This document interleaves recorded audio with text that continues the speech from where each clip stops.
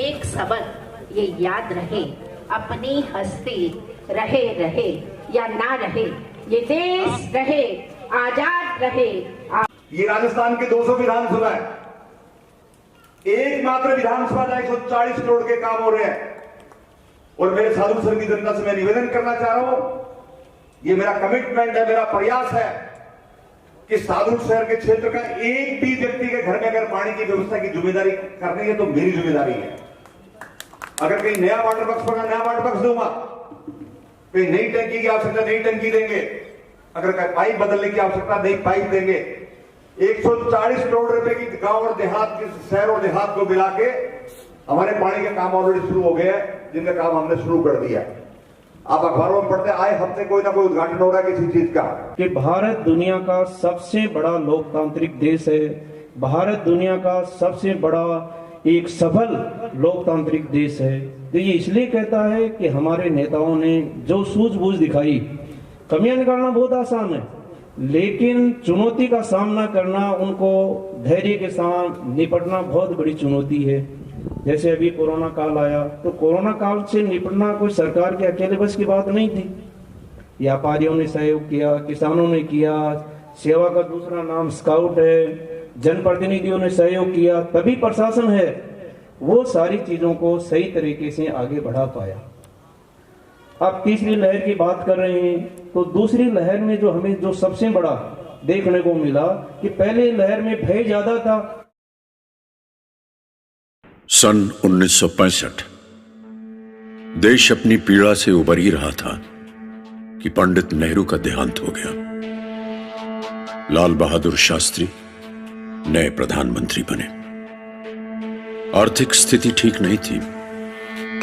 दूसरी ओर पाकिस्तान को अमेरिका से बड़ी आर्थिक सहायता, आधुनिक पैटर्न टैंक, लड़ाकू विमान, तोपें और बहुत सा सैनिक सामान मिल रहा था। और चीन से भी दोस्ती हो चली थी। ऐसे वातावरण में एक बार फिर पाकिस्तान ने जुर्रत की हमारी धरती की ओर आंख उठाकर देखने की। चाल फिर वही पुरानी।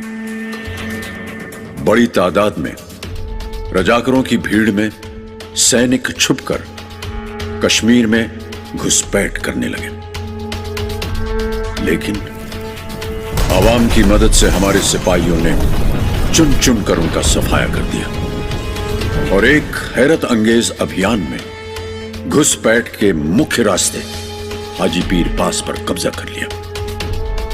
और इधर पंजाब खेमकरन का इलाका पाकिस्तान ने अपने पैटर्न टैंकों के पूरे गुरूर के साथ टैंकों के एक पूरे डिवीजन और तोपों से हमला कर दिया।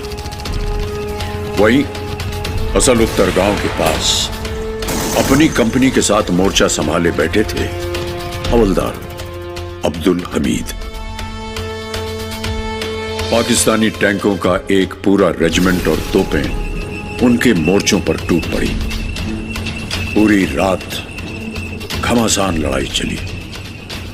अगले दिन दुश्मन उनके कुछ मोर्चों को भेद कर आगे निकलने लगा।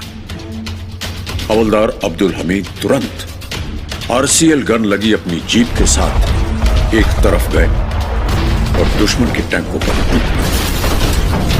एक टैंक तो उन्होंने उड़ा दिया। दुश्मन संभलता इससे पहले उन्होंने दूसरा टैंक भी उड़ा दिया। दुश्मन उन पर भारी गोलाबारी करने लगा।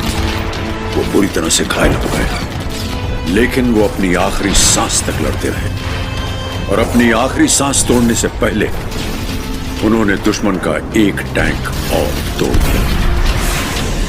तोड़ दिया दुश्मन के पैटर्न टैंकों का गुरूर। हवलदार अब्दुल हमीद की इस बहादुरी से प्रोत्साहित होकर हिंदुस्तानी फौज ने वहां पाकिस्तान के 72 टैंकों का कब्रिस्तान बनाया।